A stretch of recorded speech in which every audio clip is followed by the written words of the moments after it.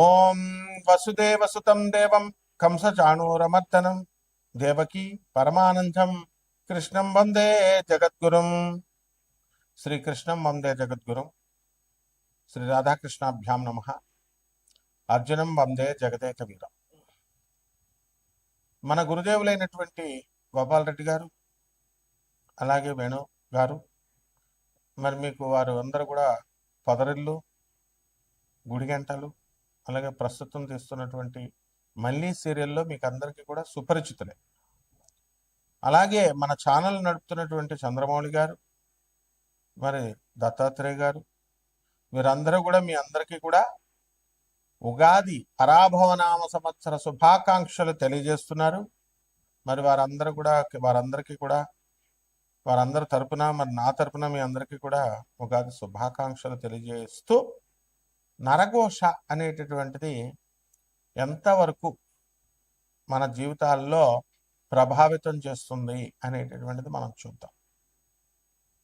ఒక ఫిజిక్స్లో మరి ఒక ప్రొఫెసర్గా మనం నరఘోషలు, ఈ యొక్క నరదిష్టులు, చేతబళ్ళు అనేటటువంటి వాటిని మనం ప్రోత్సహించాం. అయినప్పటికీ కూడా ఆధ్యాత్మికంగా, అలాగే పురాణాల్లో, మరి రామాయణంలో ముఖ్యంగా వీటి యొక్క ప్రస్తావన ఉంది. మైరావణుడు, ఈ యొక్క రావణాసురుడి యొక్క సోదరుడు, రామలక్ష్మణులు ఇద్దరిని తీసుకుపోయి పాతాళ లోకంలో చిన్న బొమ్మలుగా చేసి మరి వాళ్ళని బంధించి వాళ్ళిద్దరినీ కూడా పాతాళ లోకంలో నిర్బంధిస్తాడు.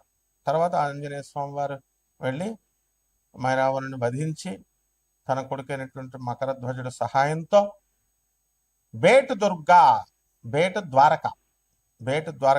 ద్వారకలో మనకి గుజరాత్లో ఉంది.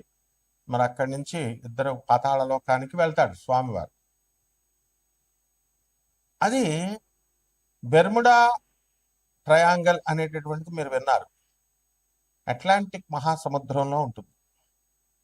ఫ్లోరిడా, తర్వాత ఈ యొక్క బెర్ముడా అనేటటువంటి ఈ యొక్క అట్లాంటిక్ మహాసముద్రంలో, ఆ దేశాల మధ్యలో అత్యంత గురుత్వాకర్షణ శక్తి ఉన్నటువంటి ప్రాంతం అది.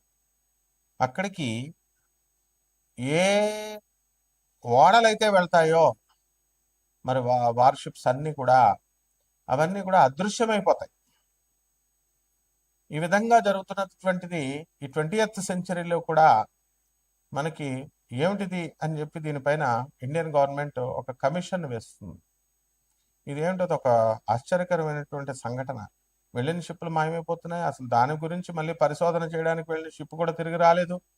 వాట్ ఈస్ దిస్ అని చెప్పినప్పుడు ఆ ప్రాంతం మీద జరిగినటువంటి రీసెర్చ్లో ఏం తెలిసిందంటే, అక్కడ గురుత్వాకర్షణ శక్తి చాలా అధికంగా ఉంటుంది. అక్కడ మ్యాగ్నెటిక్ నార్త్ పోల్ను చూపించదు కంపాస్, ఒరిజినల్ నార్త్ పోల్ను చూపిస్తుంది. వేవ్స్ కూడా ఎలా ఉంటాయంటే భయంకరంగా ఉంటాయి. సో అక్కడ వెళ్ళినటువంటి ఈ యొక్క వార్షిప్స్కి మనకి ఆ మాయమైపోవడం, ఇలాంటి సంఘటనలన్నీ కూడా చూసి ఇది మిస్టిక్గా, ఆశ్చర్యకరంగా మరి ఏమిటి అనేటటువంటి దాని మీద ఇంతవరకు కూడా క్లారిటీ లేదు. ఈ వృషభ రాశి వారందరూ కూడా శుక్రుడు అధిపతి అండి. దీనికి వీళ్ళు మంచి రూపవంతులు ఉంటారు. మా గోపాలరెడ్డి బాబా లాగా అందంగా స్ఫురద్రూపంలో ఉంటారు. కాబట్టి వీళ్ళకి నరఘోష ఎక్కువ తగులుతుందండి. తెల్లగా ఉన్న వాళ్ళకి తగులుతుంది, అందంగా ఉన్న వాళ్ళకి తగులుతుంది. కాబట్టి అర్ధాష్టమ కేతువు నడుస్తున్నాడండి. దీనివల్ల మనకి చిన్న పని జరగకపోయిన డిప్రెషను, నీరసము, నిరుత్సాహాల్లోకి వెళ్ళిపోతూ ఉంటారు.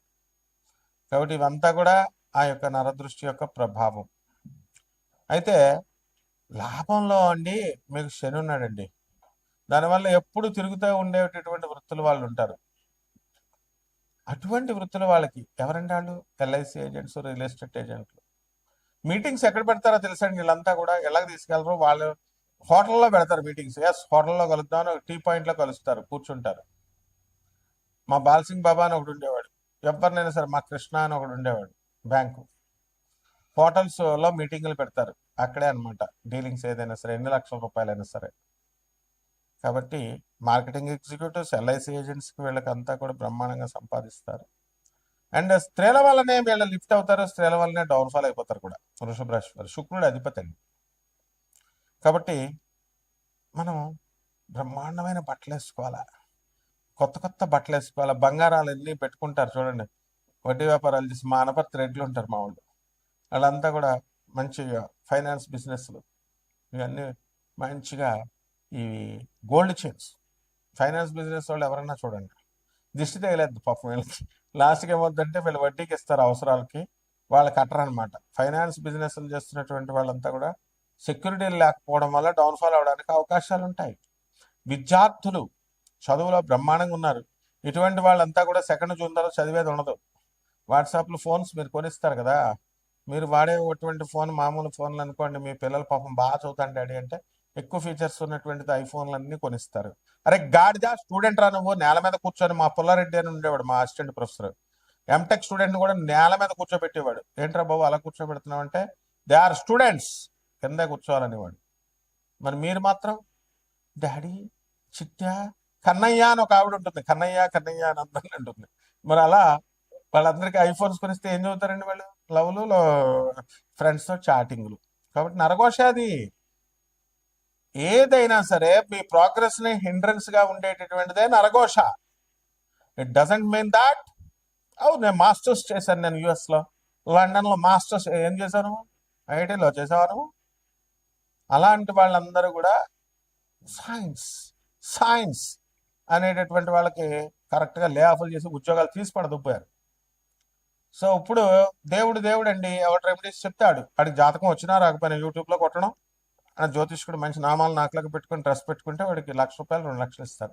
బట్ అనాథ పిల్లలకి ఇమ్మంటే ₹100 మనకు చేతికి రావు, సాధువులకు ఇవ్వమంటే ₹50 చేతికి రావు. వాళ్ళ డబ్బుతో మీరంతా కార్లు కొనుక్కున్నారు. జూబ్లీస్ చెక్ పోస్ట్ చూడండి, పేదవాళ్ళు వచ్చి తుడుస్తుంటే ఏపా ఏపా అంటుంటారు.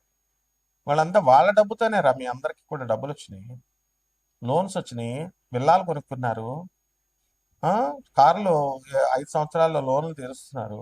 అటువంటి పేదవాళ్ళకి ఎంత ధైర్యం అంటే మీరు చీపో అంటారు మీరు. కాబట్టి ఇలా అనేటటువంటి వాళ్ళంతా కూడా శని బిగిచ్చేస్తాడనమాట. పారాలసిస్ ఇలాంటివన్నీ వ్యాధులు ఎందుకు వస్తాయి అనుకుంటున్నారు? పెద్ద పెద్ద డానులు చూశాను నేను, పెద్ద పెద్ద సైట్లని కబ్జాలు చేసినటువంటి వాళ్ళు, లాస్ట్ పారాలసిస్ ఇలా చెయ్యాల పెట్టి. సో శనీశ్వరుడు అంత గొప్పవాడు. అటువంటి శనీశ్వరుడు ఈ వృషభ రాశి వాడికి చాలా మంచిగా హెల్ప్ చేస్తాడు. కాబట్టి మీ అందరూ కూడా వృషభ రాశి వాళ్ళందరూ కూడా అద్భుతంగా మీరు దాన ధర్మాలు ఇవన్నిట్లో చేసుకోండి. అవినీతి పనులు ఇవన్నీ పర్మనెంట్ కాదు. మీ బాడీ అంతా 60 సంవత్సరాలతో ఇసిరి అవతల పడేస్తాడు శనీశ్వరుడు. Your body is not your own. నాది బాడీ అని పెర్ఫ్యూమ్స్ కొట్టుకోవడం కాదు, ఇసిరి అవతల పడేస్తాడు. మీ పిల్లలంతా కూడా బయట పడేస్తారు సార్ బాడీని, ఇంట్లో కూడా ఉండేవారు, ఎందుకని ఇల్లు సంవత్సరం ఖాళీ చేసేయాలి కాబట్టి. So this is the reality చెప్పాడు యథార్థవాది, లోక విరోధి అంటారు కదా. మనల్ని ఎంత లోక విరోధం అనుకున్నా మనం యథార్థమే చెప్తాం. కాబట్టి వృషభ రాశి వారికి బ్రహ్మాండంగా ఉంది. ఈ సంవత్సరం అంతా కూడా తిరుగులేదు. మీకు దాన ధర్మాలు చేసుకుంటే కనుక మీకు కోరుకున్న చోట్లకి ట్రాన్స్ఫర్లు వస్తాయి, ఉద్యోగాల్లో ప్రమోషన్స్ వస్తాయి. సినిమా వాళ్ళు మంచిగా బ్రహ్మాండంగా సక్సెస్ అవుతారు, మీడియా రంగంలో ఉన్న వాళ్ళు ప్రమోషన్స్ వస్తాయి. ఇక చిన్న రెమెడీస్ ఏం చేస్తామండి చెప్పండి? దేవతా వృక్షాలను పూజ చేయడం, పువ్వులు దొరుకుతాయి, పక్కింటి వాళ్ళు పువ్వులు కోసేయడం. మనం పువ్వులు కొంటే ₹100 కోసేసి దొంగ పువ్వులతో దేవుడికి పూజలు చేయడం. ఇవి కాకుండా మనం సొంతంగా ఓనర్కి కూడా 4 పువ్వులు ఉంచాం, పువ్వులు కొయ్యండి, చక్కగా సూర్యనారాయణ మూర్తికి పూజ చేసుకోండి. కిలోంపావు గోధుమల్ని పసుపు రంగు లేదా ఆరెంజ్ రంగు వస్త్రాలను ఇచ్చి పేద బ్రాహ్మణికి దానం చేసుకోండి. చంద్రగుప్త మౌర్యలాగా అయిపోతారు. రావి చెట్టుకి ప్రదక్షిణాలు చేసుకుంటాం, సూర్యాయ నమః అంటూ చేసుకోండి. శుభమస్తు.